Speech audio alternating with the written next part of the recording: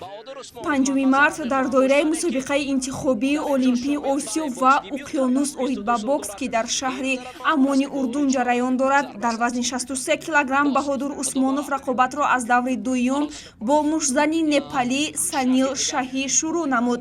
баҳодур дар ин қуввасанҷӣ бо ҳисоби 5-0 пирӯз шуда ба марҳилаи навбатӣ баромад.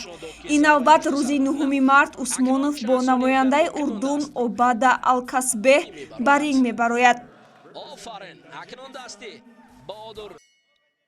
ҳамчунин дар ин рӯз мушзани дигари тоҷик Шабоз Нигматуллоев дар вазни 81 кило ба ринг баромад. Шабоз низ қуввасанҷиро аз даври дуюм бо Файзуллоҳ Арюбии афғон шурӯъ карда даст боло шуд ва ба марҳилаи баъдӣ роҳ хат гирифт. ҳамакнун рӯзи 8 март Шабоз барои баромадан ба марҳилаи навбатӣ бо Беҳзод Нурдавлатов аз Қазоқистон нерӯ месанҷад.